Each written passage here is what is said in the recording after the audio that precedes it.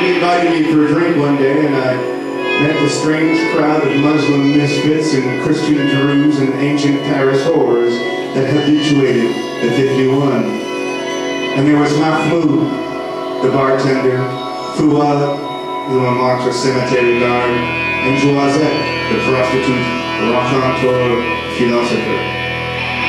Like how 51 was a world that spun around itself, and Mahmoud would play Bruce Springsteen songs at top volume and do a little spinning dance where he would say in choppy English, "What is the problem? I am the solution." And he would spin around very fast and end in jazz hands, "Tequila!" Mahmoud loved to speak English and to have him translate the words of the boss. And he had seen me with Sophia, my girlfriend at the time, and he liked blondes and thought, he must have some mental diabetes. If I could seduce someone like her, so we played a little game with money. His boss, the patron, was a broken down drunk with a habit of drinking in each pocket. His wife would come in and drain all the good whiskey, dance and laugh, and then get into violent physical fights that would pour into the street and frighten away all the paying customers. And for this reason, the boss avoided drinking in his own establishment. But when he did, it was very entertaining. I mean, until it wasn't anymore. And the patron stopped by me and he would collect cash from Mahmoud, and sometimes Mahmoud would give me 200 francs. And the till advised me to make the show of paying the patron when he came by. I give you 200 francs. The patron see you give me 200 francs, everybody happy. What is the problem? I have the solution. Tequila. I know, I'd say. Always up to you. So I seldom paid for anything at 51. I just sat there and listened to Bruce and watched Mahmoud attempt to sweet talk pretty girls and listen to Joisette tell stories of her lost youth.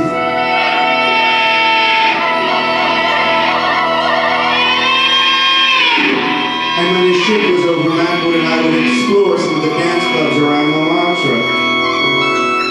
I was supposed to use my English to find him an American girl so he could move to New York and see a Springsteen concert. It never worked out, but it was wonderful to see him and his spinning dance and random women. What is the problem? I am the solution! Mahmoud!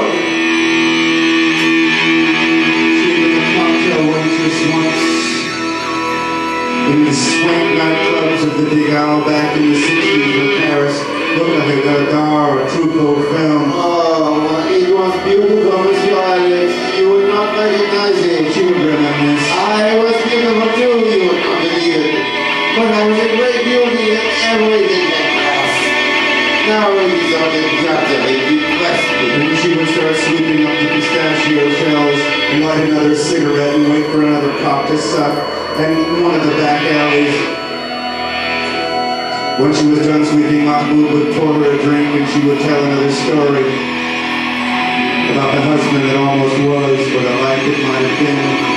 There is nothing like this in New York anymore. The whores are all hidden away somewhere, but in Paris, at least near Pigalle, the whole city seems like an enormous brothel, a voluminous library of sordid stories.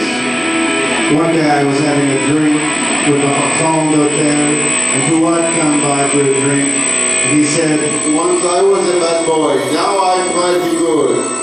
I used to be a hashish dealer, but now I guard the cemetery, a regular job."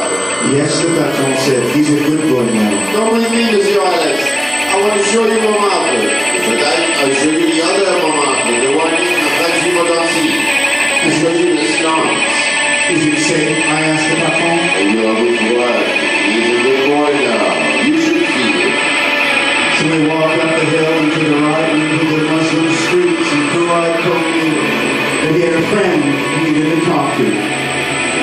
But he would introduce me to Danny, and I could hang out with him until he got back. And Danny came. Danny seemed to be the last white French left in the building. He offered me a glass of wine, and he told me a bit about the neighborhood and how it had changed. He told me he was gay. He told me he was HIV positive. He told me he worshipped Johnny Holiday. And I said, "Who the fuck is that?" You don't know Johnny Holiday? He pointed to a framed poster on the wall. No. He's the most famous French rock star. I show you. We shoved a video into the machine and rolled an enormous hash joint and passed it to me, and we watched this insanely overwrought concert video from Halliday's late period. It was some sort of national event. I mean, fireworks and massive crowds and soccer stadiums. It came off as a little bit phony and overproduced to me, but you could see that there was talent, and you could see how the theatricality that might appeal to certain type of homosexual aesthetic. Between the wine and the hash, I enjoyed it. But the best part was that the more high Danny got, the more he sang and performed along with the video. He knew every inch of the tape. It was like Wushu for free, which is a alcohol. I'm not sure how long I was there watching Johnny Holiday and Danny. It was long enough that I began to worry that Fuad had disappeared. I grew slightly paranoid. I wondered if this wasn't some sort of a test. Maybe Fuad was trying to see if I was gay. Something. It all struck me as odd. My Muslim friends in Paris turned out to be loyal and straight shooters. But this does not change the fact that we were, by and large, more fucked up about sexuality in women than any kind of people I have ever met in my life. Much worse than Catholic or Asians or even the French. But the Muslim boucherismo is different from the French predatory sexuality. The Muslim haven't a clue how to talk to women, or to be in the same room or club or street with them. Their social skills tend to be that of a cat calling construction workers in New York. Hey, baby. They will call out and then are completely lost for words other than obscenities. There were two types of women, their mother and or sister and whores.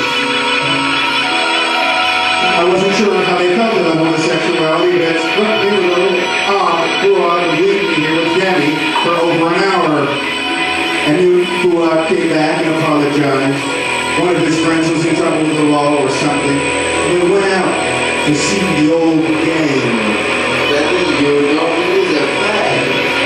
Fuad asked. Yeah, you told me, I said. But he is a very nice guy. He's my landlord. He was very good to my family. He likes Johnny Holiday a lot. Yes.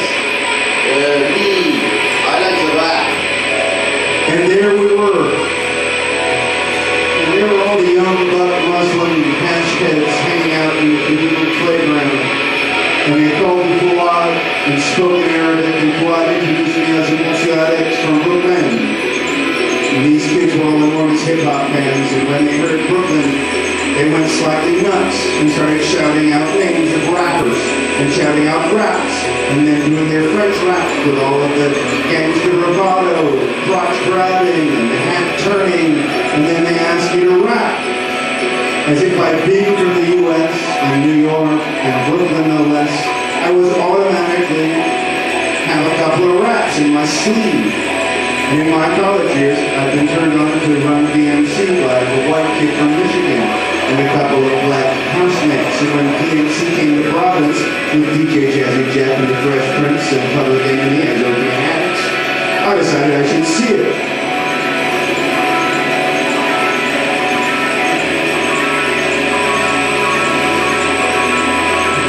I don't know what is that for.